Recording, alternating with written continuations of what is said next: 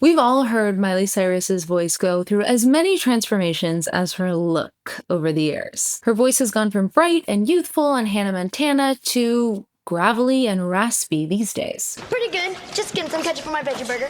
I see you like mayonnaise. Never tried that on a veggie burger. There was a college, some sort of trip to the museum, and then everybody started freaking out. So how did her speaking voice end up this low and gravelly? And what does it tell us about vocal health? In today's video, we're going to be digging into the evolution of Miley Cyrus's voice, how years of singing, a performer's lifestyle, and a vocal surgery have shaped the voice that we hear today. We will analyze her current speaking pitch, talk about her voice pathologies, and uncover what her voice can teach us all about long-term vocal care. So let's get into it. Miley's been using her voice professionally since she was about 12 years old. She was touring as a singer, acting on Hannah Montana, and then doing all the press and everything that comes with that. And her voice has basically never had a break. You know, you are in here with athletes all the time, and recovery days are the most important days. I didn't get recovery days. That was not important for someone that was making so much capital for such a big corporation. You know, the off days are days that money's not coming in, and I definitely probably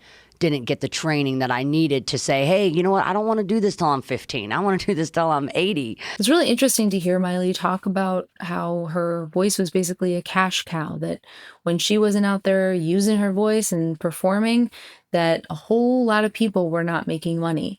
So I think that that's, you know, the sad truth about child performers and kids in the music industry, and adults too. It's sad when money comes before health. Miley's singing style, I actually love. I think that she's a really powerful, emotional singer that I think she's an amazing talent. I really do. But I think that she's very forceful. She's very powerful with her voice. That's just her style of singing.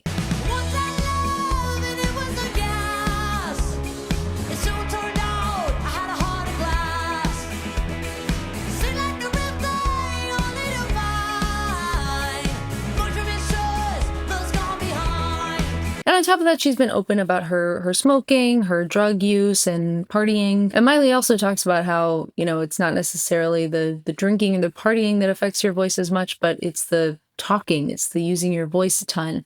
You've just performed, you've used your voice really hard for an hour, 2 hours, whatever it is, and then you're up all night chatting. So that can have a big impact on the voice. So eventually Miley was diagnosed with Reinke's edema, which is uncommon for people as young as she is. It's typically people over the age of 50. It affects more women than men. And she ended up having to get a surgery in 2019 to address that. I had a surgery in November on my voice. I had something called Reinke's edema, which when my doctor told me about it, he said, no one shy ever has this. This is for abuse of the voice. This is for people that talk way too fucking much. And usually this happens when you're like in your 60s or 70s. How do I not have that? I don't know. I don't know. Mine, I think, honestly, really, I started touring, you know, at probably 12 or 13. And not only was the adrenaline that you have after a show, it's not really the singing that affects your voice as much. It's afterwards. You're totally on, and then it's really hard to get that sleep. You stay up talking all night. Later, the talking all night turned into smoking all night. And now this is kind of where we're at. So let's talk about Reinke's edema a little bit. So Reinke's edema is a condition where there's a buildup of fluid in the outer layer of the vocal cords, which makes them swollen. So it's basically caused oftentimes by smoking or chronic acid reflux or vocal abuse. Any of those things are really going to irritate the vocal cords. So swelling of the vocal cords results in a lower pitch, and it can also cause hoarseness, raspy or gravelly quality, a loss of the upper range, and a feeling of vocal fatigue or effort when you're using your voice. You can hear that Miley's voice is lower and more gravelly than it was in the past, but luckily, thanks to surgery and whatever she's doing to take care of her voice, she's out there singing. She's out touring and doing her thing all the time, and seems like she's taking her vocal health more seriously, and so that she can continue to sing. It's interesting that Miley has this issue because it's typically not a young person's condition. It's usually something that happens to people in their 50s, 60s, 70s after a lifetime of smoking or chronic irritation to the vocal cords. But as she says the doctor told her that this condition doesn't happen to anyone who's quiet, who's not outgoing. And so it's really like a condition where people are really excited and talking a lot. So now let's analyze Miley's speaking voice. And this like older man walked up to me. I had no idea who I was. He was just enjoying the art also in the museum and started talking to me forever about my voice and then there was a college, some sort of trip to the museum, and then everybody started freaking out. So if we take a look at that clip in Pratt, which is the software I'm using, we can see her pitch. Pitch is going to be registered here on the right-hand side.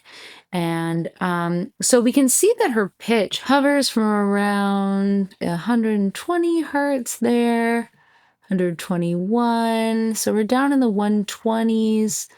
At the start, going up to about a 130. And then the highest point here, she gets up to about a 253 when she's sort of like emphasizing something.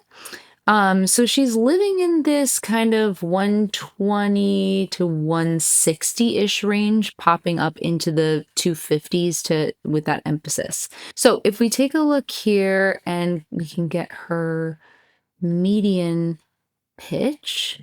So her mean pitch here in this clip is 137 hertz, 138 if we round up. So that checks out with kind of what we were seeing there.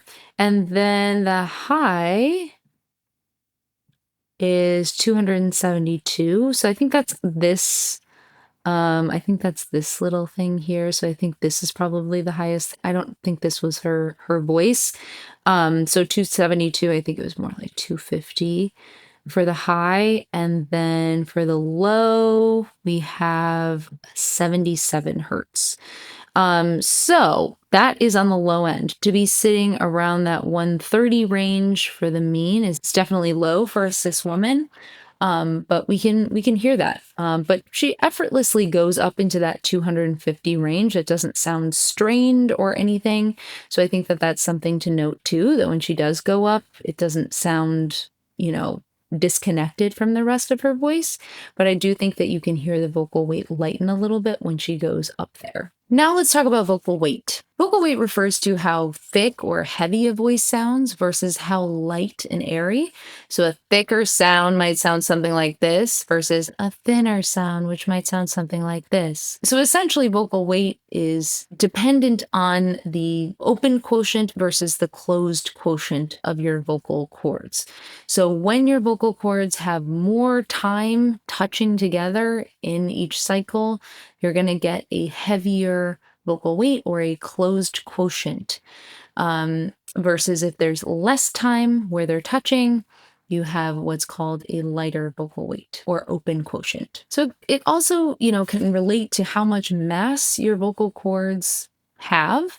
So with Reinke's edema, you're going to have more mass to the vocal cords because of the swelling that's taken place, and that can lead to that heavier vocal weight. So to get the kind of sound that Miley has, you not only have the lowering of the vocal pitch, you have the heavier vocal weight, but you also have the noise in the sound as well. So to make that sound a little grittier or raspier, you might have sounds like vocal fry, raspiness, where the vocal cords are not fully coming together, breathiness or distortion. So I think with her voice, like I trust that she's taking great care of her voice at this point after she's had this type of scare with her voice. But there's going to be these symptoms for her for the rest of her life with this larger mass in the vocal cords. So what can we learn from Miley's voice? First of all, voice care matters, especially if you are a professional voice user. So that could mean you're a teacher, a singer,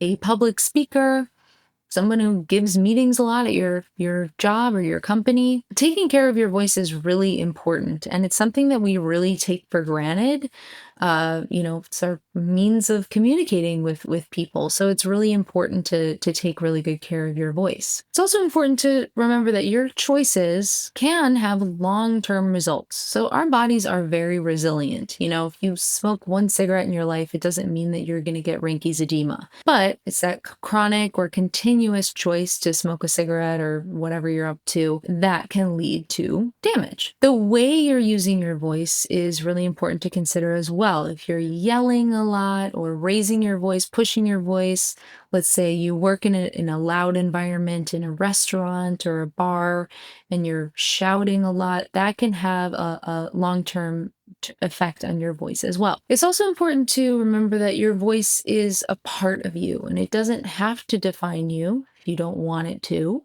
It could be a part of your identity or it could not. Miley's voice is not traditionally feminine, but as she says, it kind of shows where she's been. It shows her scars, her battle wounds, so to speak, of the life that she's lived. And her voice tells a story about growing up in the entertainment industry. And, while Reinke's edema is not the ideal outcome, she's still able to continue to sing and show that emotion in her voice. So even after everything that her voice has been through, I think Miley sings with a ton of honesty, a ton of raw emotion that I really appreciate in a singer. So she's able to continue singing because of what she's learned from what she's gone through with her vocal health struggles. I've had vocal health issues. I'm willing to guess that every singer you've ever met has had some kind of voice issue, injury, much like an athlete would have a similar thing. If you're doing the same thing over and over again a million times, our bodies can't really take that. So Miley's voice is really a great case study for what can happen with vocal abuse and also how you can continue to go on after you have an issue like that. So if you enjoyed this vocal breakdown, hit the like button. Subscribe to my channel for more videos like this. I cover videos from everything from voice science, voice feminization, singing, all kinds of things. So hope you'll follow along. Let me know down in the comments, who should I break down next? Whose voice should I look at? Thank you so much for watching, and I will see you in the next video.